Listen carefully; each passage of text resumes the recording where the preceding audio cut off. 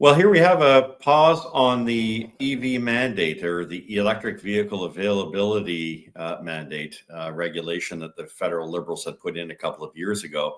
Now, we have warned here, almost the first ones, and I would say the only ones for some time, that this was going to lead to a dead end. And it's pretty clear that Mark Carney, despite his 100 to 500 conflicts, as well as those around him, still can't seem to reconcile the reality that these products, these electric vehicles, which I've called jokingly and tongue in cheek over glorified golf carts, have no business in Canada.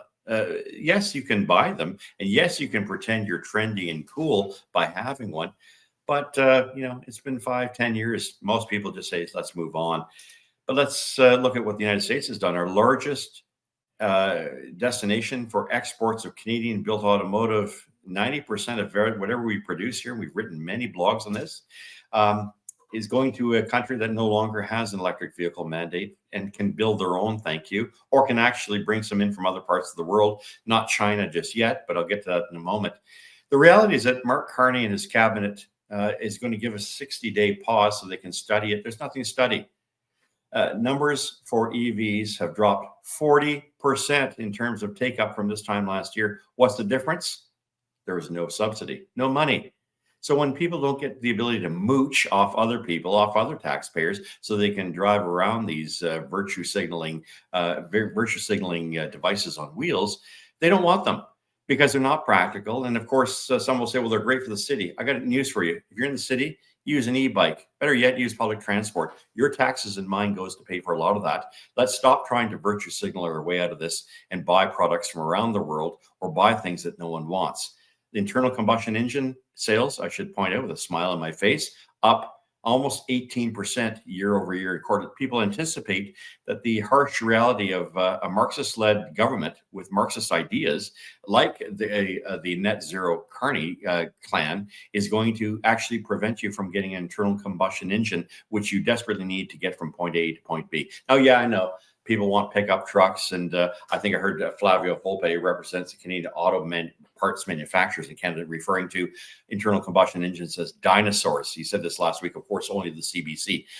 Let me give some news to the Flavio Volpes and others who like to walk around virtue signaling their EVs. You got it wrong.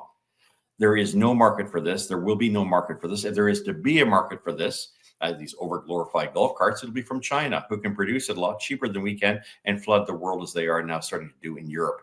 The reality is, for many Canadians, we're struggling with, making ends meet, trying to keep their jobs, having their kids get a job in this country, and of course, dealing with the migration mistake, colossal as it is, made by the Liberals. We need a firm redirection towards reality. Otherwise, there will be no money to build anything. And I'm not just talking EVs. Automotive manufacturers may very well decide to pack up and get the heck out of Canada. If that happens, Doug Ford, Ontario, Quebec, and BC can say goodnight to their manufacturing sector, much the same way some of these people have wished upon Western Canada and its energy resource sector. So, what's good for the goose is good for the gander. As long as we remain transfixed on net zero and we push EV mandates, we shove EVs down people's throats, we're going to continue to decline as a country. That's not a cost that I think any Canadian is prepared to take. It's time for us to wake up and remind Mr. Carney and scrap the EV mandates now.